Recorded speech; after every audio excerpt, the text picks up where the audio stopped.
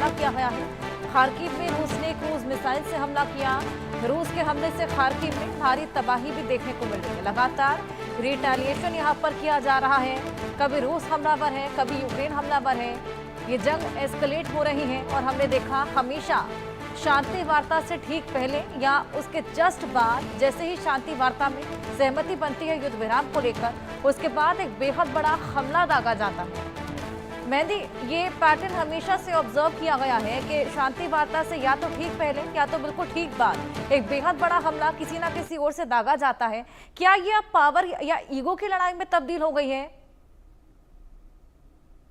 बिल्कुल हर्षा, देखिए जैसे ही दोनों देश एक टेबल पर बैठते हैं, जैसे ही दोनों देश शांति वार्ता की बात करने बैठते हैं, तो उस वार्ता से पहले ही या फिर उस वार्ता के तुरंत बाद जो है इस तरीके के जो अटैक्स हैं वो दोनों ही देशों की तरफ से देखे जाते हैं। तो लगातार जो है शांति वार्ता की बात दोनों देशों के बीच में एक तरफ चल भी रही है, तो दूसरी तरफ लगातार जो अटैक्स हैं, जो ड्रोन अटैक्स हैं, चाहे वो मिसाइल अटैक्स हों, वो दोनों ही देशों की तरफ से किए भी जा रहे हैं। तो बेशक इसे ये माना जा सकता है कि दोनों ही देश कहीं ना कहीं इंटरनेशनल लेवल पर, वर्ल्ड लेवल पर ये दिखाना चाहते हैं कि कोई किसी से कम नहीं है और ये जो जंग है इसे जारी ही रखा जाएगा। रशिया की अगर बात की जाए तो बेशक वर्ल्ड पावर है, तो ऐसे में लगातार अपना जो ताकत है वो दिखाता हुआ फिलहाल रशिया दिखाई दे रहा है। और जो ये हमला हुआ है, जो लेटेस्ट हमला रशिया की तरफ से किया गया है, उसे यूक्रेन के खिलाफ एक बड़ा बदला माना गया। लेकिन यूक्रेन भी इस पूरे जंग में कहीं भी पीछे हटता हुआ नजर नहीं आ रहा है, मुंह तोड़ जवाब दे रहा है रशिया को। तो बेशक दोनों ही देश जो है वो आमने सामने की लड़ाई में शामिल हो चुके हैं और लगातार दोनों ही देश ये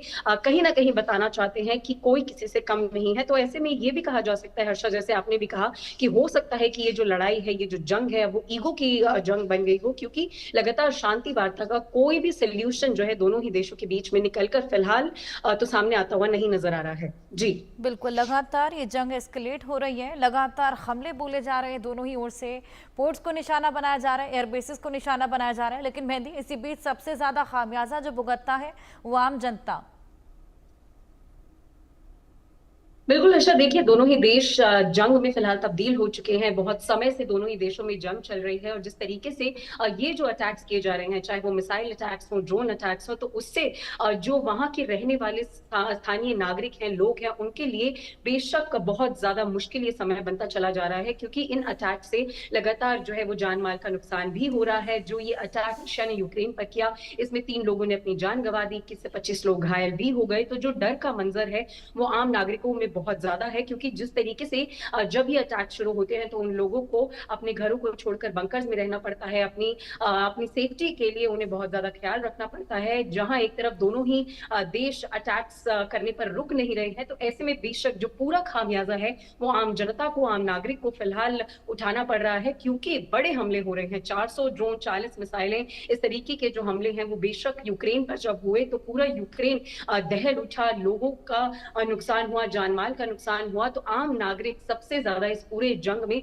चाहे वो रशिया का हो या फिर यूक्रेन का हो, दोनों पिसता हुआ फिलहाल दिखाई दे रहा है। जी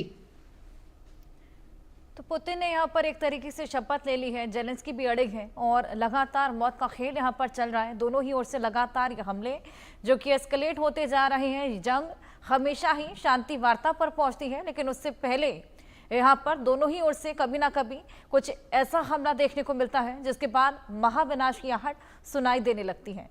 मेहंदी, क्या लगता है ये जंग आगे कितनी और आगे तक जाने वाली है? क्या बीच में कोई अगर हस्तक्षेप करे तो जंग में युद्ध विराम लग सकता है? देखिए हर्षा, बहुत लंबा समय हो चुका है कि रशिया और यूक्रेन जो है वो जंग में तब्दील जब से हुए हैं, तब से लगातार बहुत से देशों ने भी बातचीत करने की कोशिश की है, दोनों देशों के बीच में शांति वार्ता कराने की भी कोशिश की है। लेकिन ऐसे में जहां एक तरफ पुतिन जो है वो कदम पीछे करने के लिए राजी नहीं है, तो वहीं जेलेंस्की भी मुंह तोड़ जवाब देने के लिए पूरी तरीके से तैयार नजर आते हैं। तो बेशक बिल्कुल ऐसा मेहंदी, माना जा अब सकता देखना है होगा हर्षा। ये जंग आगे कितने आगे तक जाती है। बहुत शुक्रिया तमाम जानकारियां साझा करने के लिए। ट्रेन में महाविनाश की आहट सुनाई दे रही है। डर सब